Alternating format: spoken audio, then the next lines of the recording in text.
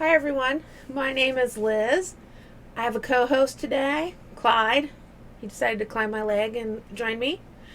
Uh, Today is July 25th. I am a maker. I like to knit, crochet, sew, quilt, spin, felt, whatever crafty other things I decide to involve myself in. I have today one finished object. Really happy that I got it finished. Let me grab it for you. Hi, buddy. All right. I have it in a Ziploc bag because I blocked the socks. I usually don't block socks. I usually just finish them, wear them, wash them, wear them. I don't need to block things. I'm going to be wearing. It's going to be on my feet. However, I decided I am entering these in our fair, which is the second week of August. I finished them and I was like, the fair is like in a couple weeks. I should just put them in the fair so they have. The fair needs content, objects. If a fair does not have things to display and show, then you don't have much of a fair at all. To prevent our fair from dwindling even further than it has over the years, I am going to participate, even if it's only one pair of socks. All right, I'll get a little closer to you with my little passenger here. I'm going to put this sock down. So the little marker is where I left you last. That means in 1 week I achieved all that. Really happy with it.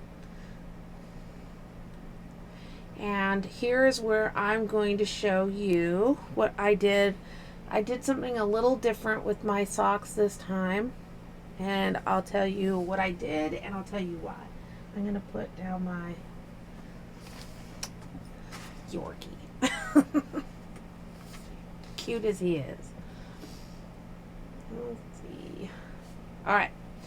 I always tell you this. I always do this. And I'll tell you every time because some people don't go back and watch old videos. When I do 64 stitches on size 1. Okay, I'm not digging it out. On size 1s, I think. I'll talk to you later about it. I do the same every time. And all the way up to when I go split for the heel. Then I do my wrap and turn heel.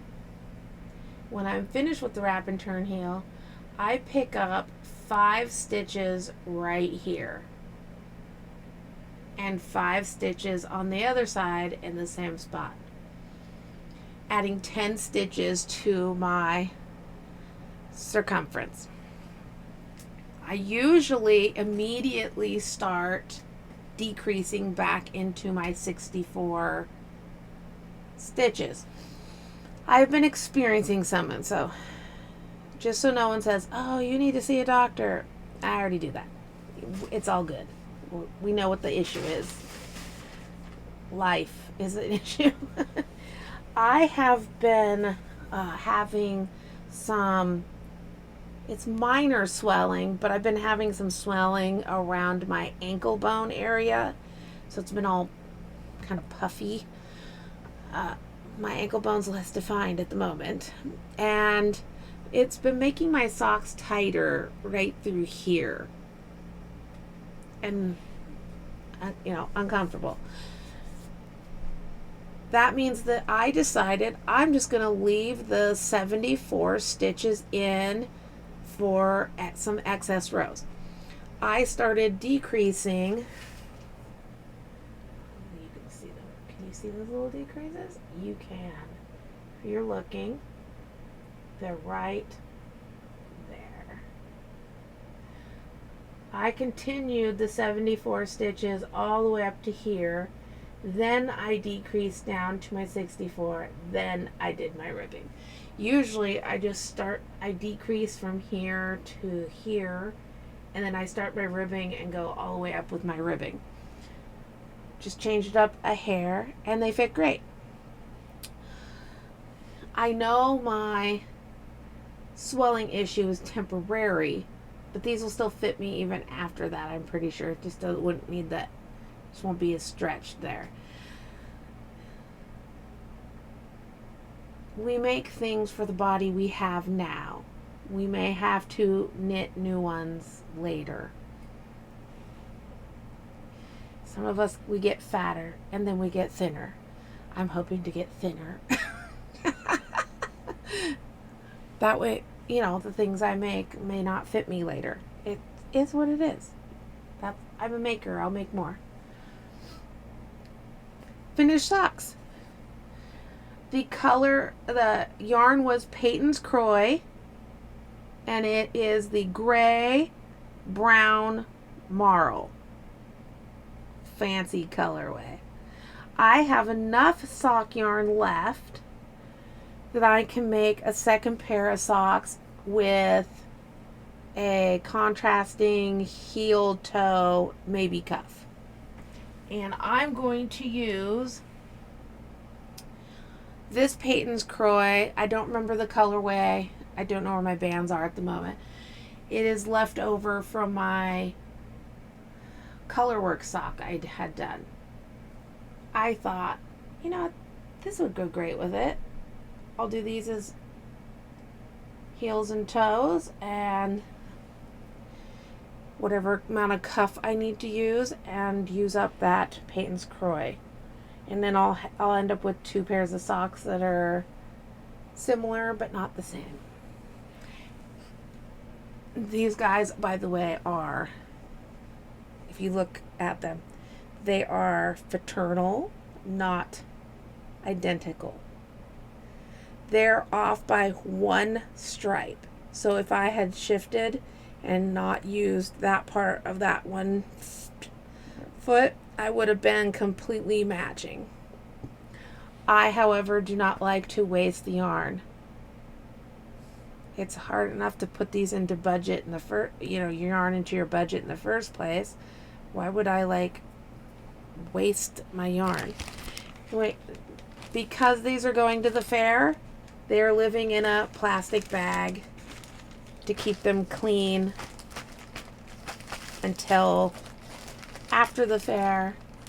Then I will wear them. And they will never be blocked ever again. All right. Next is, I'm not prepared to tell you about the pattern itself because my pattern is on my iPad, in which I'm recording for you on, which means I can't pull up the pattern and tell you the details. I'll tell you it later. I have started a sweater. It is I don't remember the name of the pattern. That's why I said I'll have to tell you later. But I do know that Tanis Fiber Arts, she is the writer of the pattern, and you can find Tanis on YouTube as well. And it is a fingering weight sweater. You will not be able to see all the stitch details because I've chosen black. Big surprise. Liz has chosen black. Would have been even less surprising if I had chosen gray. All right. I have gotten past her first set of instructions. She basically, you're knitting in the flat to start out with, and it's top down. It's also V-neck. I am done with her first set of instructions where it was rows 1 through 4, and then you repeat those 10 times. It just depends on what size you're making. You have to get the pattern to read the directions. And I, just in case, after I was done with that, I put in a lifeline. Okay, yeah, you can sort of see my raglan here. I use myself as a little bit of a reflection here. Background. See? Get it right up to you. There you go. And I'm pretty sure I'm pretty sure that's called raglan construction. I forget, but I think it is. All right, just in case I screw up, I put in a lifeline for that particular section. Now I'm working on the next set of instructions that tell you to repeat rows, I don't know, 3 and 4, 4 and 5, I don't remember. I don't need the row numbers, I just need the directions. So I have completed half of what I'm supposed to do. I'll get about up to here, and then I'll probably add another lifeline in. I might take this one out and then add it in, since I didn't screw it up and make a colossal mess out of it. As long as I don't screw it up and make a colossal mess out of the next set of rows, I will put in the new lifeline there, and then I will continue. I'm not sure if that's when you start to work in the round or not. I have not read super far ahead. I know some people read through the pattern completely before they start, and I am not that person. I sort of look at it to make sure that I understand some of what they're saying or know what I need to look up. And thankfully there's YouTube videos for that too. I'm tying my hair up so I can show you this. Yeah. So it's laying nice, and it'll come down. It's here right now. All right, that's it. So it's super lightweight because it is fingering, and it's supposed to be fingering, and there's supposed to be, hers is striped, and she also uses mohair. I'm just using my fingering weight black for the whole thing. That is what I decided that I want to do. You be quiet. You come here. You come here. Come here. You're too far away. Sorry, guys. I mean for him to yap. His friend Mirka went outside, so he's the boss. Little dogs always think they're the boss. All right, anyway, and the black yarn is, it's from, I don't know if it's pronounced Hobby or Hobie. Hobbii. I think it's Hobie. I think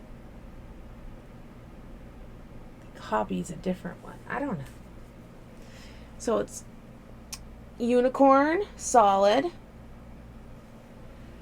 and it is 75% merino and 25% polyamide. It is really soft. It is super soft, guys. It is 100 grams, 3.5 ounces. This pattern, don't quote me on the numbers, but this is 437 yards. I think the pattern is 450 yards. I'll need the whole one, and then I'll need a little more of another one. And I bought several of these because I bought them before I bought the pattern, and I didn't know how many I would need. I figured even if I had leftovers, I'll just use them for socks or something, a sock yarn. No big deal. And I don't think there's anything else for me to share about that. I don't think so. I will share more, obviously, when I make actual more progress. This has been working out to work on my car trips just fine. It's so lightweight. It's only one ball of yarn so far. I haven't even finished that. And the pattern is you can, I feel like you don't need to stare at it. You can glance at it, know what you're going to do for the row, do your row, and then move along. If you do not like to purl, you're probably not going to like the first half of this because it's knit in the flat. I actually like purling. The way I do it just works for me. It doesn't hurt my hands, doesn't hurt any part of me. It's just easy for me. I don't expect it to be easy for everyone. And that leads in. So goals, even though I kind of want to cast on the pair of socks to finish up the yarn I just used, I'm not going to. Since this sweater works out to work in the car, it's not too bulky, it's easy to take, I think I'll just work on that. And I started this on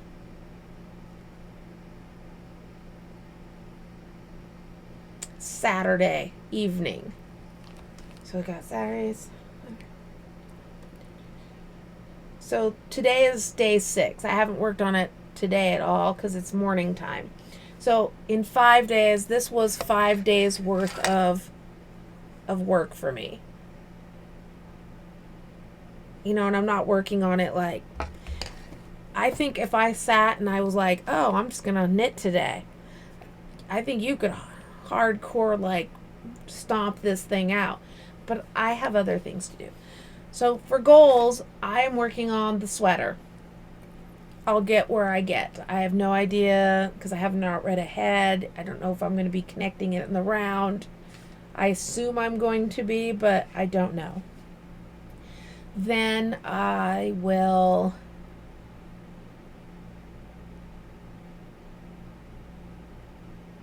I think that's all I'm going to do. Goals. All right, next is I'm going to tell you what I purchased. What I purchased was the yarn for this sweater. So the unicorn, the black and black is what I got. I did also purchase the mohair. I'll tell you more about that when I actually use it. I decided not to use the mohair this one. I'm not going to fiddle with it. Just going to make it, see if I like the pattern and how it fits and the feel of it, and then maybe I will go and do it exactly as she wrote it with the mohair as well. I'll see.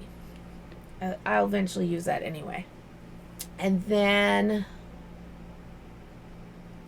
I added, hold on, I did get a colored skein.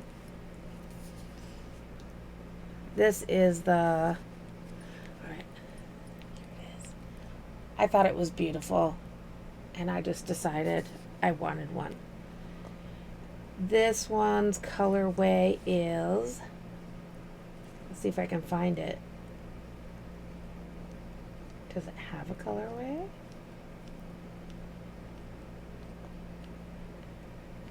Color 5, lot 2010. It does not have a name. It's just 5. Yeah, so that's the unicorn, the colored ones. Let's see. That's it on the purchases. I wanted to make the sweater. This is only my second sweater. I don't count the poncho as a sweater. It's a poncho. So if I counted the poncho as a wearable garment, this is my third wearable, like, sweater garment. And it's going well so far. All right, that's it on that. If you're not interested in life stuff, which I don't have much of, a life. I'll see you next week. If not, I'll talk to you here for like a minute. I'm still just doing my gardening. I've been having a little bit of problems with snakes in my pond. My poor fish. I've lost a few fish to the snake population. What I do, just so you know, I'm not afraid of snakes. We only have garter snakes here. So all snakes here are non-poisonous. But they will kill your pond fish and eat them and live out their life in your pond, eating and killing all your goldfish. I'm sure my goldfish do not appreciate that very much. This is what I've done. So I have a bucket with a lid and little air holes in it on hand, and I've been catching the snakes. I load them in the bucket, and we live fairly close to a waterway, river. What I do is I drive them over and I release them to where they can't come back into my pond anymore. There's plenty of water and things for them to eat without killing all my little fish. They're good mouser. They can be good mousers and bug catchers and things. I have nothing against snakes. They can be at one with the world. My son would like me to keep them all, but I let him look at them and then we release them. And yeah, so besides trying to save my fish's little lives and weeding and planting, not much others have been going on. I'm going to here pretty soon start going through our belongings and purging. I like to purge out things we're no longer using or do not need, or you wonder why in the harebrain you bought it in the first place. Because it appealed to you at the moment.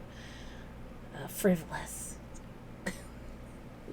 And I hate doing it, but I'm thinking of having a yard sale because I figure if I just set it all up in my front yard, if people want to come and buy it and take it away for me, great.